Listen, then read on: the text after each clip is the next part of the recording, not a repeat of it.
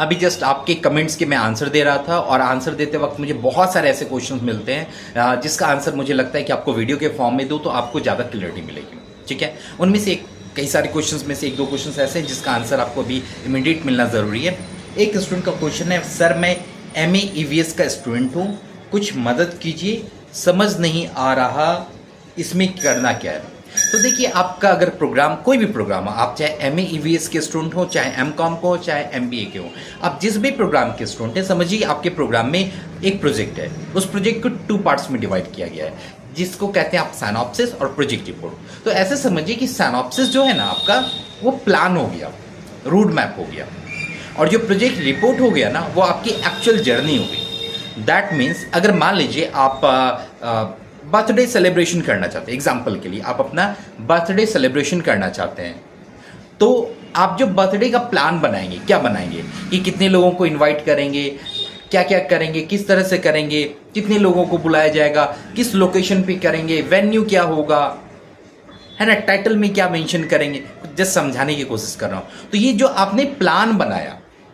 आपने इंप्लीमेंट नहीं किया, अभी आपने अपने बर्थडे की प्लानिंग की, तो जो प्लानिंग है वो आपका हो गया सिनॉप्सिस। और जब एक्चुअल में उसे इंप्लीमेंट कर रहे होते हैं तो उसे कहते हैं प्रोजेक्ट रिपोर्ट। आई होप ये बातें समझ में आई होगी, ठीक है ना। तो अब एक टॉपिक के थ्रू समझिए। मान लीजिए ये स्टूडेंट है, MA EVS के स्टूडेंट है, और इन्होंने पूछा कि इनको सिनॉप्सिस एंड प्रोजेक्ट रिपोर्ट के बारे में कुछ समझ में नहीं आ रहा। तो मान लीजिए इन्होंने एक टॉपिक चूज किया, यूनिक टॉपिक मैं आपको सजेस्ट कर देता हूं, आप पूछिएगा मुझे व्हाट्सएप से, मैं आपको अपडेट कर दूंगा ना, यूनिक टॉपिक जिसपे आप किसी से मैच ना करें, ठीक है ना, उस पर अप्रूवल मिल जाएगा। तो एक इनके लिए मैं एक टॉपिक में फ्रेम कर रहा हूँ। मान लीजिए आपका टॉपिक है impact of plastic pollution on local environment, and वो अगर उड़ीसा के स्टूडेंट है तो उड़ीसा की किसी एक डिस्ट्रिक्ट पे रिसर्च करना है। तो यहाँ पे जो प्लान बनेगा, topic of the study, introduction क्या रखेंगे, क्या क्या आप रिसर्च करने वाले हैं, वो ऑब्जेक्टिव पार्ट में आ जाएगा।